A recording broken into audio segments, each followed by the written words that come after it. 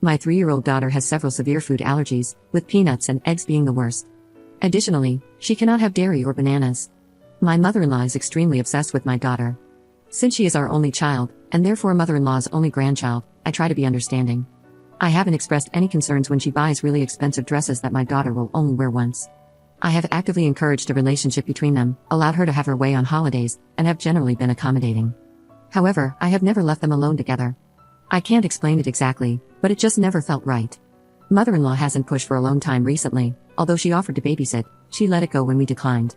Despite her interest, she has always doubted my daughter's allergies, insisting that her princess of a granddaughter could never have something wrong with her.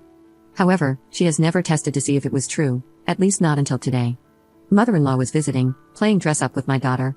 I had a horrible headache, so I asked her to watch my daughter, allowing me to lie down for an hour, and she agreed.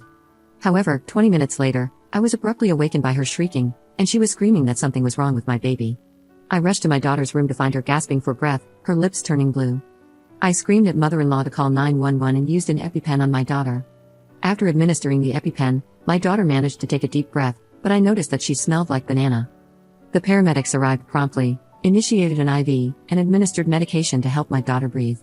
I informed one of the paramedics that my mother-in-law had fed my daughter something, and he discovered part of a cookie on the floor. After confronting mother-in-law, she confessed to giving my daughter a peanut butter banana cookie, claiming she didn't know it would harm her. I texted my husband and rode to the hospital with our daughter. They admitted her for observation, and my husband met us there. His mother called him, wailing about how she was just trying to show us that nothing is wrong with our daughter.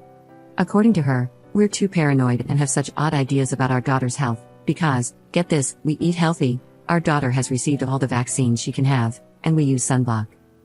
That woman admitted that she's been making allergen-laced cookies for more than a year. She bakes a huge batch and freezes them, putting one in her purse every time she sees our daughter, just in case she gets a chance to slip it to her. I can't even wrap my head around this. Our daughter is asking when mother-in-law is going to come see her. She wants to show grandma her pretty bracelet, the hospital band with stickers on it. I'm so devastated right now. I never suspected mother-in-law would do something like this. The hospital has already reported it to the police. A detective is going to come tomorrow to take statements and discuss the next steps. Update 1. So, the detective just left.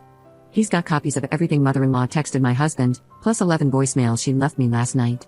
Several of them were just her screaming that she's going to off herself because she can't live without her baby. The detective doesn't know what's going to happen because he's never seen this before, but for right now, they're going to take her into custody due to the threats of unalive, and the district attorney will have to look at the case next week. Our daughter is doing great, as they've sent a counselor to work with her for a bit, and we're going to continue with that while we navigate the next couple of weeks. She keeps asking when she'll get to see mother-in-law, and the counselor suggested telling our daughter, "Grandma made you very sick on purpose, so she's in timeout and can't see you," so we've just been repeating that. My husband's family is pretty split on the matter. Everyone is kind of in shock, but he's too angry to care about anyone who doubts our reaction. There are a few people who are saying she needs help, and that it's our duty to support her through this. Lol, nope, our duty is to our daughter full stop. That woman will never see us again. Our daughter and I are going to stay with my parents in Ireland for a while. We're leaving at the end of the month and my husband is in complete agreement. He's also talking about us moving a few states away just to make sure his mother can't get to our daughter. This could have been so much worse. Our daughter will make a full recovery and she likely won't remember this when she grows up, so we'll be okay. Update 2. So, mother-in-law is being charged with endangerment of a child. Our lawyer has told us that she will probably not spend any time in jail, but we do intend to pursue a civil case against her for the hospital bill. In any case, we have a restraining order against her and have informed my daughter's preschool. She will never lay eyes on my child again if I can help it. There will be no second chance for her to harm my child. My daughter has physically recovered 100%, and we are working closely with her therapist to make sure everything goes as smoothly as possible. She doesn't seem to be suffering any emotional trauma, but my husband is having a really tough time, all things considered. He is also in therapy to help him with the trauma of suddenly losing his mother, but he is rock steady on the resolve to cut her out entirely. Update 3. So, apparently going this long without seeing my daughter has made my mother-in-law lose it. Yesterday, I got a call from my daughter's preschool, and mother-in-law tried to pick her up.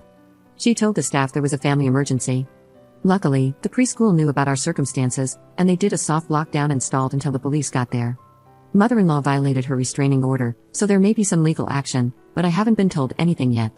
Our daughter is fine. She has no idea anything happened. They locked down her classroom and played a series of very noisy games until it was over. We're moving several states away in June and not telling mother-in-law.